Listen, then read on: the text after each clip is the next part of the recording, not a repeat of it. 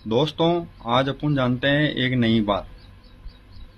इस पुस्तक में श्री गोरखनाथ साहित्य से इसका पेज नंबर है 82। गुरु गोरखनाथ जी और कबीर साहब जी और गुरु गोरखनाथ जी की ज्ञान गोष्ठी। गुरु गोरखनाथ जी कबीर साहब के समय में ही हुए। उनका सिद्धि ज्ञान विलक्षण था। उन दिनों काशी में प्रत्येक सप्ताह विद्वानों की सभा होती थी और सभा में नियमानुसार जो उच्च कोटि के विद्वान थे वह शास्त्रार्थ करते थे और जीतने वाले हारने वाले का तिलक चाटते थे। कबीर जी उन दिनों रामानंद के नए नए शिष्य हुए।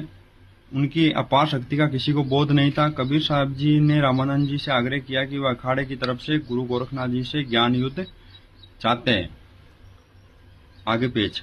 कबीर जी ने रामानंद जी से बार बार आग्रह किया कि वे एक बार गुरु गोरखनाथ से ज्ञान युद्ध करने दे।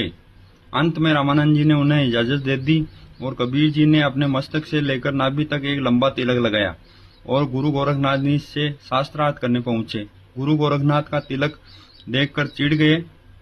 गुरु गोरखनाथ जी तिलक देखकर चढ़ गए। कबीर जी और गुरु गोरखनाथ का ज्ञान युद्ध शुरू हुआ और गुरु गोरखनाथ ने कबीर जी की खिल्लियां उड़ाते हुए अपना त्रिशूल निकाला और अपनी सिद्धि बल से त्रिशूल की बीच की नौका पर जा बैठे और बोले कि मैं तो यहाँ बैठकर ज्ञान युद्ध करूंगा, क्या तुम मुझसे लड़ोगे?